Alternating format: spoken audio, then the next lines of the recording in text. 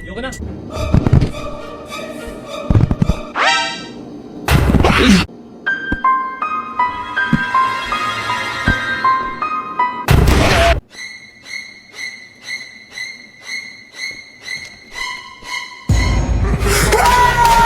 They keep fucking trying. They keep trying. I knew he was coming. I knew. I just didn't know when.